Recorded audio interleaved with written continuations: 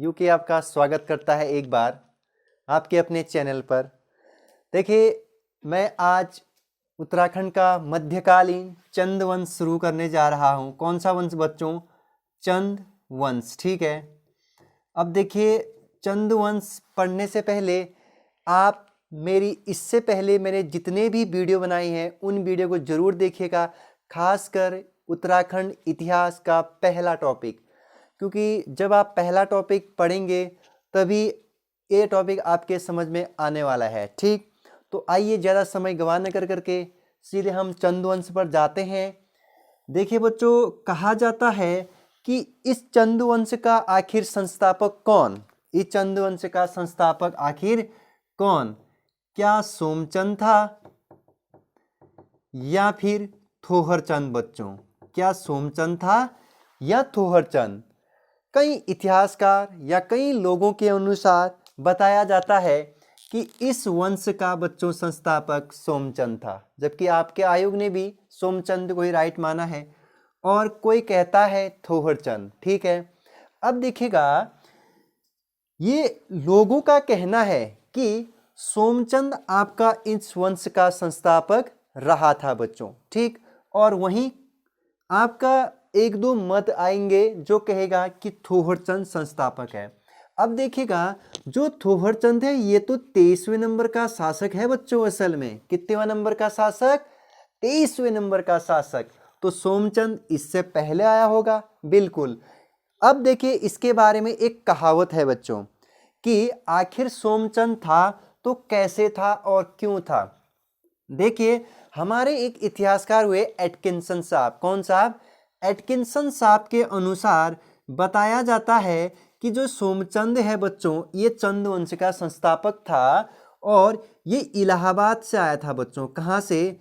इलाहाबाद। इलाहाबाद जिसे हम वर्तमान में क्या कहते हैं बच्चों? प्रयागराज। ये कहाँ से आया था?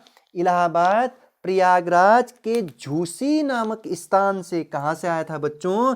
झूसी नामक स्थान से आया था। ओके, कहाँ से आया था? झूसी नामक स्थान से आया था। ओके, कई बार सवाल बन चुका है यूके ट्रिपल एससी, साथ में यूके पीएससी भी। ओके बच्चों, तो आपको क्या याद रखना है कि सोमचंद कहाँ से आया था? झूसी नामक स्थान, प्रयागराज, इलाहाबाद से। ओके, अब देखिएगा, आखिर क्यों आया था? बताया जाता है कि उस टाइम पीरियड पर आपका ये जो सोमचंद है बच्चों, वो तीर्थ यात्रा पर आया था। किस यात्रा पर आया था? कौन से यात्रा पर? तो तीर्थ यात्रा पर आया था। ओके, तो आपको यहाँ पर दूसरी चीज याद रखनी है कि ठीक है, ये तीर्थ यात्रा पर आया था, तो उस टाइम पीरियड पर उत्तराखंड में किसका शासक चल रहा था? उस टाइम पीरियड पर बच्चों कत्यूरी शासन चल रहा था बच्चों। कौन सा शासन? कत्यूरी शासन। ठीक है। अब देखिएगा, कत्यूरी शासन चल रहा था तो ठीक, लेकिन कत्यूरी शासन का कौन सा शासक बच्चों? कत्यूरी राज्य का अंतिम शासक ब्रह्मदेव था बच्चों। कौन सा देव? ब्रह्मदेव इस वंश का अंतिम शासक यहाँ राज कर रहा था। अब क्या हुआ कि एक दिन सोमचंद को ब्रह्मदेव अत्यधिक पसंद आ गया। तो सोमचंद दिखने में मूर्धन्य, विद्वान, सब में क्या था? निपुण था बच्चों।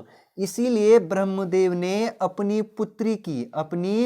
पुत्री की शादी किससे करवा दिया? सोमचंद से। ओके बच्चों, एक मत तो ये है कि सोमचंद आपका क्या था? इस वंश का संस्थापक था। अभी इतना ही याद रखिएगा। ओके, अब देखिएगा, आखिर थोहरचंद था तो कैसे था, इस पर आते हैं बच्चों। ओके, अब देखिए, हमारे उत्तराखंड में बाद में मैं हर्षदेव जोशी के बारे में चर्चा करूंगा। किसके बारे में? हर्षदेव जोशी के बारे में मैं बाद में चर्चा करूंगा। कौन था, क्या था करके उत्तराखंड का चाणक्य बोला जाता है। तो हर्षदेव जोशी के अनुसार एक हमारे इतिहासकार हुए फ्रेजर हैमिल्टन। कौन साहब? हैमिल्टन।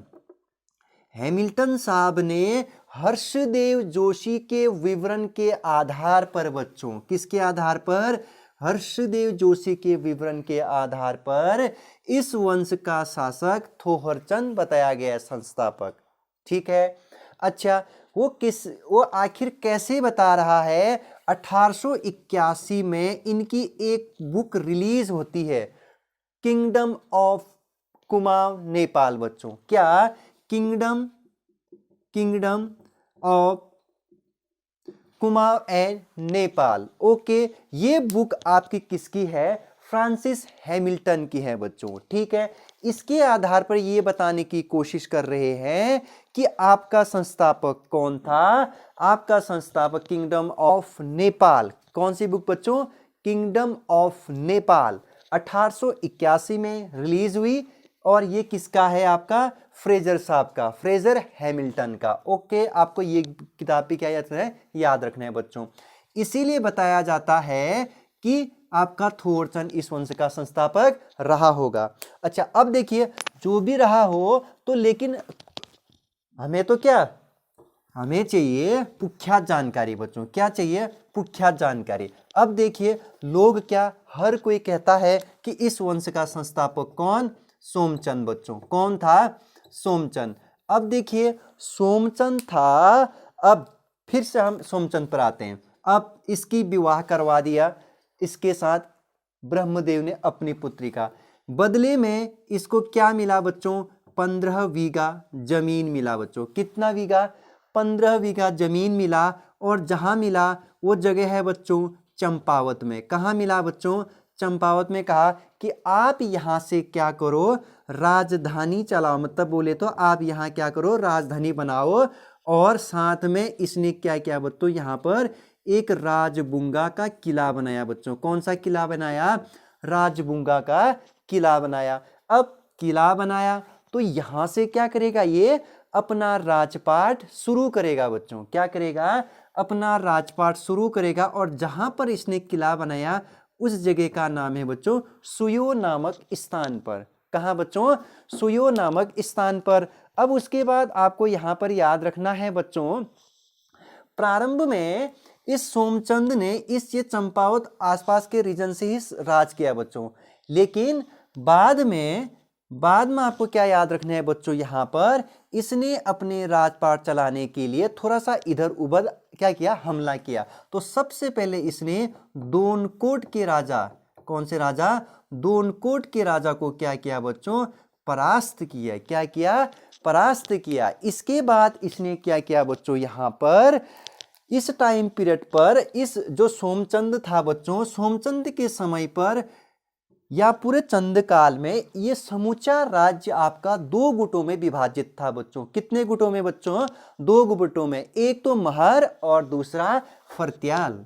एक तो महरा, दूसरा आपका फर्त्याल। ठीक है, कितने गुटों में था बच्चों? 2। जो महरा रहते हैं बच्चों वो आज भी आपका कटोलगढ़ गांव में रहते हैं बच्चों। कौन से गांव में? कटोलगढ़ गांव में। ठीक है बच्चों, कौन से गांव में? कटोलगढ़। ठीक है, जबकि आपका फर्त्याल डुंगरी गांव में रहते हैं बच्चों। कौन से गांव में? डुंगरी गांव में। ठीक, समूचा राज्य चंदवंश सोमचंद के समय कितने भागों में विभाजित हो गया था? उसके बाद 2 भागों में। ओके, अब प्रारंभ में सोमचंद ने अपने राजपाट चलाने के लिए 4 किलेदारों की नियुक्ति की। कितने किलेदारों की नियुक्ति की बच्चों?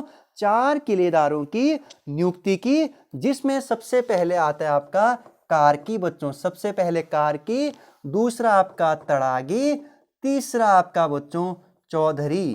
कौन सा बच्चों? तीसरा आपका चौधरी। और चौथा आपका जो आता है बच्चों वो आता है आपका बोड़ा। ठीक है, ये 4 आपको ऐसे ही याद रखने हैं बच्चों।